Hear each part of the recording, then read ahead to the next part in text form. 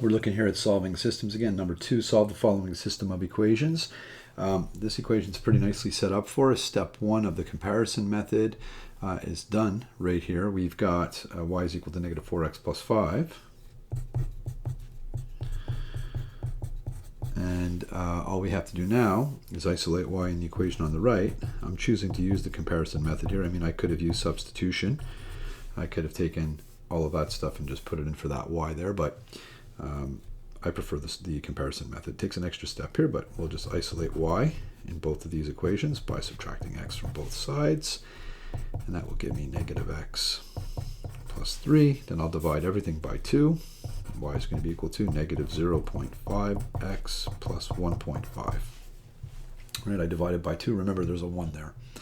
So 1 divided by 2 is 0.5, and we had that negative. So there's our 2 equations, and now step 2 is to take that stuff and make it equal to that stuff, right? The right-hand side of each equation, since y equals this and y equals this, we can say that this equals this. And what that does is it lets us solve for x, because it gets rid of the y's in the equation.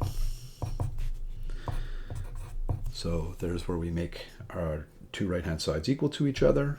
And now I'm going to isolate, or sorry, group all my x's. And that's going to give me negative 3.5x plus 5 is equal to 1.5. So I added 0.5x to both sides. Now I'm going to subtract 5 because I want to get this x all alone.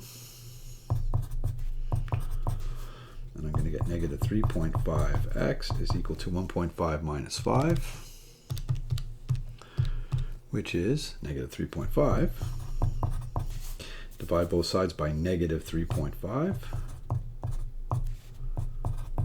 And I get x is equal to 1, which is great, but we're not finished. We still need to get what our y is, and to do that, it's really easy. We're just going to substitute that x equals 1 into one of the 2 equations, and it doesn't matter which one we use. I'll use the first one right over here.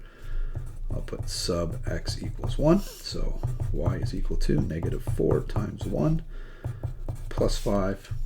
Y is equal to negative 4 plus 5. Y equals 1.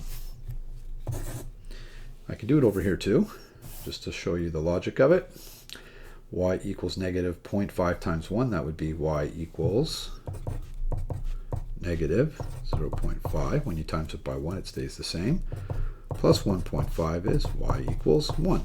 Whatever you plug into, when you plug the x into here, or when you plug the x into there, you should get the same y if you've done the calculations correctly. It's a good way of checking your work, and it's a good way of reminding us that the point 1, 1 in this case is the only point that's true in both equations. There's your answer, 1, 1, which is B.